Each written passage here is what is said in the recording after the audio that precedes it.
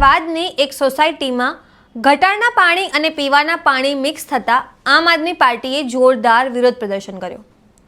આપ નેતા કરણ બારોટ અને જયમીન દેસાઈએ આ વિરોધ પ્રદર્શન કર્યો હતો સ્થાનિક લોકોને સાથે રાખીને। અમદાવાદ મ્યુનિસિપલ કોર્પોરેશનની ઓફિસે આપે માટલા ફોડીને અને ઢોલ નગારા વગાડીને આ વિરોધ કર્યો હતો।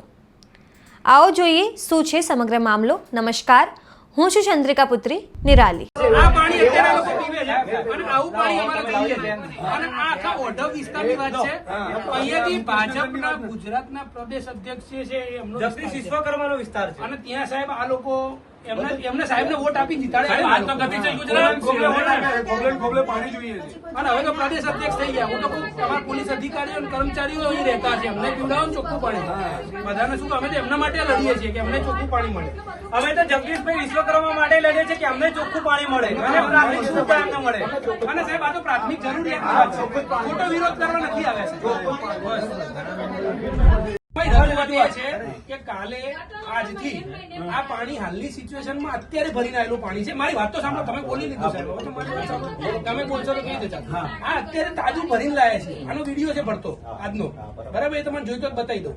આ પાણી અત્યારનું છે ને, હાલની કન્ડિશનમાં લોકો આવી પાણી પીવે છે। તમે એવું કીધું હું કાલ સવારે આવીશ, મારી વાત સાંભળો, કાલ સવારે આવીશ, પાણીનું ટેન્કર મોકલીશ અને કાલ સવારે હશે લાઈન કાપી દઈશ। હવે અત્યારે કેટલા વાગ્યા?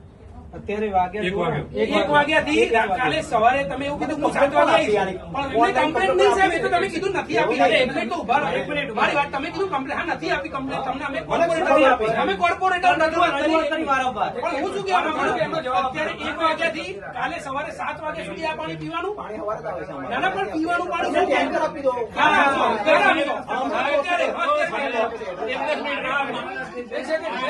ઓનલાઈન અરજી છે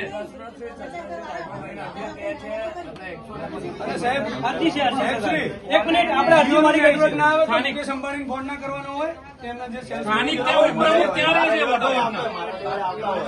સાંભળો સાહેબ, તમે કહો છો ને અરજી નહીં આપેલી, અરજી આપેલી ઓનલાઈન આપેલી છે,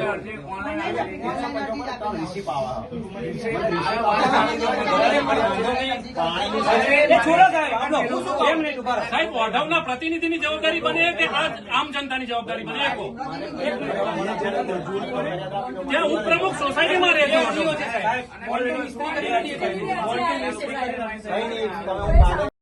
અમારા જયમીનભાઈ દેસાઈ છે, પ્રદેશ મંત્રી માલધારી શર્માથી અમારા મહેશભાઈ છે, અમારા ઈશ્વરભાઈ છે, અને અહીંયા મુકેશનગર સોસાયટી જે ઓઢવ વિસ્તારની, ત્યાંની બધી સ્થાનિક પબ્લિક લઈને આવ્યા છે। રજૂઆત સાહેબ એટલી ચોખ્ખી અને ચટ છે કે આ પીવાનું પાણી છે, આ બોટલ તમારા અહીંયા ઓફિસમાં કદાચ પડેલી છે, આ પીવાનું પાણી છે અને આ ત્યાં સોસાયટીના લોકો પીવે એ પાણી છે। એટલે અમે રજૂઆત કરવા માંગીએ છીએ કે સાહેબ આ લોકો 6 મહિના વર્ષથી પીવે છે, એટલે પાણીનો ટેસ્ટ કેવો છે થોડુંક તમે ચાખીને જુઓ તો ખબર પડે। તમે પીને થોડું જુઓ સાહેબ, ના અમે પીએ છીએ સાહેબ, 6 મહિના, આ લોકો 6 મહિનાથી પીવે છે પાણી।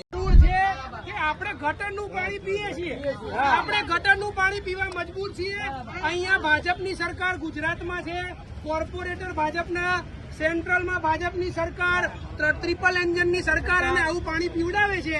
તમે કરોડો રૂપિયાનો ટેક્સ ચૂકવો છો અને તમે ખાલી રજૂઆત કરવા માંગો છો કે આવું ગટરનું પાણી શા માટે પીવડાવો છો? એ રજૂઆત કરવા માટે બી અમને જવાનું નથી।